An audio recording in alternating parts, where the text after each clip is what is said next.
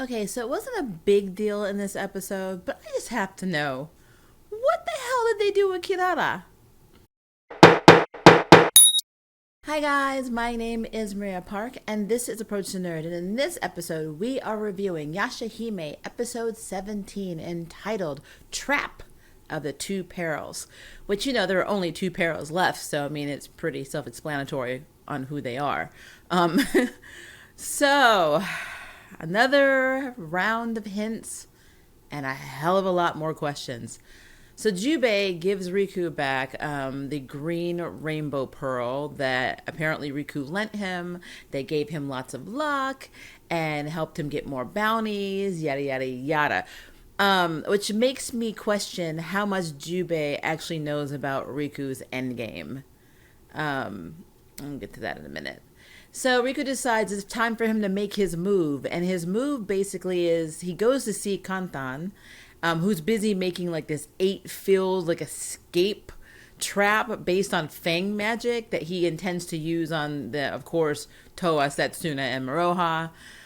He says that he needs a keystone, and he asks Riku if he would like to be the keystone, because apparently Kantan has to be on the outside of this elaborate, labyrinth, in order for it to work. And he also needs somebody to lure the girls there.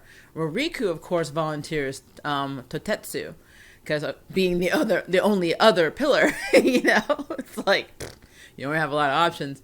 So Kantan asks Riku why he's being generous, and then Riku reminds him that Karimaru wants all the rainbow pearls. And have you forgotten? And Kantan's like, no, I have not. So Riku is going to find Totetsu, and he's going to lure the girls into Kantan's trap. Simultaneously, Toa is frustrated because they're trying to find Mount Musabi so they can find the dream butterfly, and they ask this farmer, and he doesn't know, where it is. They're actually at the wrong mountain. Nobody seems to know where this mountain is, so she is very frustrated. Setsuna could care less. She's like, yeah, whatever. Like, she doesn't care. Um, but, it gives Toa, Toa has a moment where she, kind of reflects, the Tree of Ages hasn't reappeared, which is true. We really haven't seen the Tree of Ages at all. This is episode 17. And since the episode where the tree was asking them to kill Karimaru, we really haven't seen any activity from the Tree of Ages, which I find very interesting and very suspicious. Just saying. But yeah, so they're, Toa is trying to figure out how to find this dream butterfly because that is her priority. Karimaru is not Toa's priority. Well, simultaneously, Riku goes and visits Jubei and, talks to a very frustrated Miroha who wants a bounty because she's tired of being the maid, basically. And he says, oh, my pirate friends basically gave me, a lead on where Totetsu is. So she, grabs the girls and they take off to go find Totetsu. Now, I'm going to ask this question again at the end of this video, but Setsuna and Toa had Kirara with them the entire time they were having this trying to find Mount Musubi. They were talking to the farmer. Setsuna's playing a violin, which everybody had to pause and listen to the end of the song before they can go anywhere. It's just but they had Kirara with them, so they're petting, Setsuna was petting Kirara, she was holding, and then Toa was holding Kirara. What the hell happened to where did Kirara go? So they they decide to do the bounty. Miroha decides to do the bounty. She's going to get the girls. Riku basically talks Toa into doing it by convincing her that the dream butterfly is somehow connected by rumor to Karimaru. So then they all get on Takachio, and then Kirara is just gone. I'm like, where did Kirara go? And why would you leave Kirara? I mean, Takachio is adorable, but Takachio is not Kirara. So I'm confused. That confused me. I guess that's just me nitpicking, but I'm like, if I'm going into battle with a pillar or a peril, guess what? I'm taking Kirara with me. So whatever. I just had to throw that out there. So Zero also is kind of a source of what the hellness for me this week, because you see her talking to Karimaru, who's reading a book, which more than likely he's reading a manga, an Inuyasha manga, trying to figure out his place in this story. But he's reading this book, and she's like, aren't you going to do anything? I mean, 2 of your perils are dead. You're just going to sit there basically. And, he is like so unaffected. He's almost like Setsuna's attitude. Like he just doesn't give a damn. And she goes on to say, didn't you promise you were going to kill Sesshomaru's daughters for me? And he's like, did I? Was I supposed to do that? And then he says, well, Riku is basically making his move. And he calls Riku his trusted retainer and basically has all the faith that Riku is going to get the job done. And Zero's like, that lazy, guy. She calls him lazy, basically. Indolent. She calls him lazy. But what got me about that was, if Kirimaru is prophesized to be killed by someone who's not human and not demon, which they assume is a half demon or a quarter demon, or all 3, why would Kirimaru be trying to kill the girls for Zero? Shouldn't he be trying to kill the girls for himself? That was interesting. That whole phrasing was interesting. So I'm like, now that just gives me a whole other level of what the hell. There's a lot of what the hellness in this. So just throwing that out there. So anyway, the girls end up being lured by, of course, Riku into this trap, into Katan's trap, which, of course, it's a labyrinth. I mean, he keeps shifting time and space around them, so they can't really escape. Right prior to that, though, before they get lured into this trap, they do find Tatsu, who is getting ready to eat this virtuous monk that he calls disgusting and doesn't want to eat, which basically is to lure them into this trap. And Toa and Setsuna are standing at the door trying to tell, because Tatsu says, why should I not eat this, monk? And of course, Toa's like, it's a hostage. And Setsuna's just like really, really calm. And she's like, well, we'll just cut through you, even if we have to cut the monk, And, Moroha sneaks up from behind. And Toa's like, oh, okay. Yeah, like the look on her face was like, she kind of nods and gives away the fact that Moroha is behind, Tatsu. And he knocks her out of the window. That girl gets smacked around so much in this show. Like, she should have, like, a brain concussion at this point. But she gets knocked out, of the temple that they're in. And it's basically Toa's fault. And so when the girls get trapped in this labyrinth, Setsuna and Toa are together, and Moroha is separate. Moroha is in this ravine, and she's chasing who she thinks is Totetsu, but when she cuts him down, it's actually an illusion. And so Moroha is trapped trying to, like, never-endingly climb out of this ravine. She gets to the top, and then she's right back at the bottom again, which is so messed up. But the twins are together, and I don't understand that either. If you were trying to separate these girls, why would you keep Toa and Setsuna together? That just seems problematic and stupid on Katan's part. But anyway, so Setsuna and Toa are together, and they start realizing they're trying to walk towards this object, but the more they walk, the further it gets away. So they realize something's going on. So Setsuna thinks it's an illusion magic. So she asks Toa to stab her with her katana. And of course, Toa's like, I can't do that, So then Setsuna takes a dagger and stabs herself in the leg. And Toa is like freaking out. And then Setsuna's like, I guess it's not illusion magic.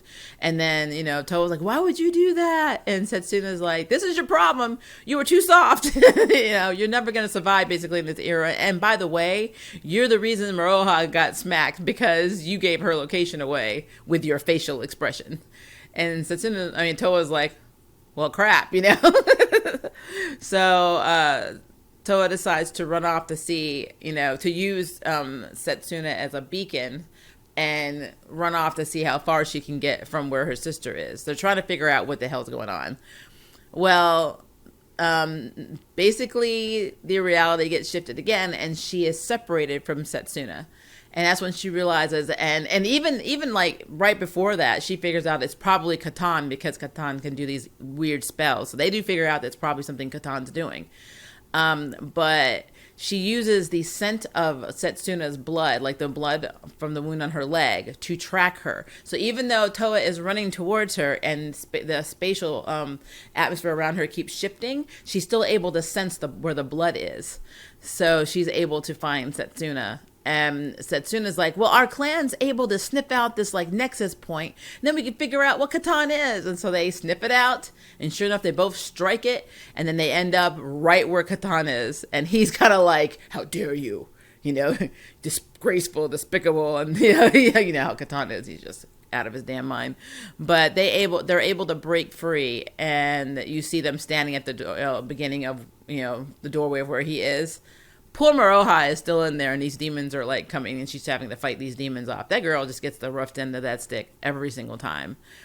But this episode made me question a lot of stuff. What is Riku's end game? We know he can't kill anything that he unless he loves it. So he's gonna kill the girls eventually to try and take their pearls because he doesn't love them. But does that mean that he loves Korinmaru and that's why he can't kill him? Because I still feel like Riku is trying to overthrow Korinmaru, and Korinmaru has like unwavering faith in Riku's abilities, but nobody else does. Like when Katan says, "Oh, you're being very generous," and then Riku automatically throws in, "Well, Korinmaru wants the rainbow pearls." It's just like this game he's playing. For me, I feel like Riku's doing this battle royale thing with the other perils. So he's like, they're like he wants to be the last man standing, and then he becomes the new Korinmaru. Korinmaru is just so laid back. I mean, he's so laid back. He's like, meh, things are happening. Meh, yeah, they're killing my perils. Meh, whatever. He'll handle it. Like, what? And of course we know that when Riku is talking about, the pirate friends, he's really talking about the people on the boat, aka Korinmaru. But there's just so many things I have questions about, because what is his plan? And I really want to know if Jubei, who's been working with Riku this entire time, is in on what Riku's trying to do. I mean, there's a reason that Riku gave Jubei that green rainbow pearl. There's a reason why Jubei unquestionably does whatever Riku asks of him. And sending the girls on dangerous missions he knows probably aren't going to pay off. He's just so willing to take in Maroha, and so willing to take in, it's like he takes on everything, even down to when he was taking in, our favorite raccoon dog. I feel like all of these were not something that he just did because he was an opportunist, or he just did out of the kindness of his heart. I feel like all of that was orchestrated by Riku. Like him buying Maroha and making her an indentured servant, basically, was all part of Riku's plan to keep her, in the gloops to be a bounty hunter, because he needs these girls to accomplish whatever the hell he's trying to accomplish. But yeah, it's just really strange. It's very strange. And then the whole thing with Zero is really weird. Why does Zero want the girls dead? They're not the prophecy says nothing about them slaying Zero. It doesn't make any sense. I could see if she was in love with Korinmaru and she doesn't want him to die, and that's why she wanted the girls dead. But then why phrase it like, you were supposed to kill Sesshomaru's girls for me? That is very weird. That is very, very weird. We do know that Zero had a relationship with Sesshomaru's mother. I really want to know, is Zero more along the same age as Sesshomaru's mother would be? I know that they age differently. Or is she around the same age as Sesshomaru? And did she have a thing for Sesshomaru, and she's ticked off that he went with a human girl and had half human babies? I mean, I could see that being the reason why Zero really wanted those girls dead. And I could also see her making up a prophecy with Korinmaru to ensure that happened. Because this could all be orchestrated by her because she was jealous. That is one theory that I have. But that's just very strange. It's a very strange phrasing in this episode. There's no reason Zero personally would need these girls dead. Sesshomaru, having half human kids that could potentially kill Korinmaru, yes, I could see that. I could see Korinmaru saying, hey, I need these girls dead because they may be, they're destined to kill me. I can see that. I don't get 0 at all. That makes no sense to me whatsoever. So there's just so many questions, guys. So many questions. So many questions. I mean, even down to Katan in this elaborate plan, not separating Setsuna and Toa. That's stupid. Like, stupid. If they didn't communicate with each other, then they would all be running around this maze thinking, oh, what do we do? I don't know what's happening. Like, Toa had no way of knowing that the clan could sniff out the Nexus unless Setsuna said something about it. You know, so, like, it makes no sense. It makes no sense. So he kept these two girls together that had the potential to beat his A. Whatever. This plan was destined to fail. I mean, destined to fail. But yeah, that is my review on episode 17. I want to know what you guys think, so please leave me a message below and let me know. And if you would like to sign up for jury duty, hit the subscribe button. If you'd like to know who's next in the nerd ballot, hit the notification bell. Until next time, I can't wait for you to approach the nerd. Bye, guys. Thank you for watching my video. I really appreciate it, but hey, the party doesn't have to stop now. Click on one of these videos and keep it going.